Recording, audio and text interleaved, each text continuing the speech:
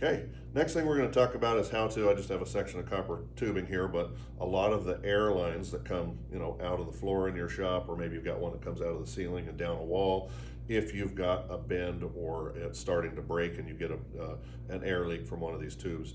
A lot of times you guys can actually fix that at the shop yourself, right? Because you've already got, let's just assume that this is coming out of the floor, right? And this is where my air chuck would go into there, and I've got a little bit of a break here. So really what I would do is isolate the air supply, shut my air line off wherever it's isolated. Again, if you don't have an isolation in that line, you can always shut the valve at your air compressor tank, and that's going to stop the flow of air here, right? Disconnect any air chucks that you've got from the top of this thing, and then go down below wherever your cut is on there, and you're just going to simply need to have some sort of tubing cutter, right? This is just a simple basic guy that you can take, right? Get down below where it needs to be on your tube. Just get that guy on there a little bit snug, make a couple of turns. Once you've made a couple of turns, snug it down a little bit more, make a few more turns, snug it down again, and just keep going until we get all the way through the tube.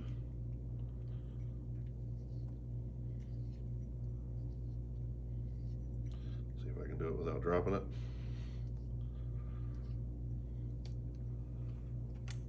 Okay, so now I've isolated the piece that was broken. I cut that off.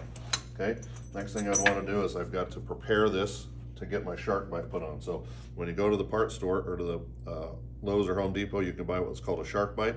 Right, so it's not a thread end, it's kind of a compression deal that you push down on top of here. It's going to seal, and then you put the other end. And they do make these that are actually threaded on one end, so you can put this over the top, and they're threaded on the other end, so you can thread much like your air chuck in the top. Or if you've already got the other piece of tube that has the air chuck in it, you can simply put it in the top here. So you've got a couple different ways you can go with that.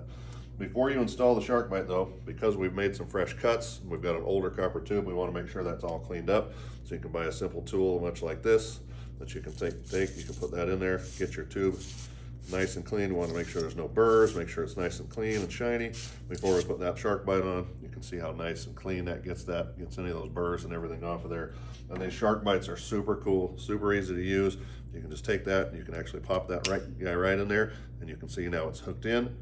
Right, this is one that's open at the end, so I would have another piece of tube that I put in the top that has my chuck already adapted into it, or again, you can buy the SharkBite that's got the threaded piece, and I can thread my adapter right in the top there. A couple different ways you can go, but that's a real quick, easy way, very minimal cost to go to Lowe's or Home Depot and purchase some of these things, and within a few minutes, you guys can fix that airline leak right there at the shop and eliminate calling Auto Enhance.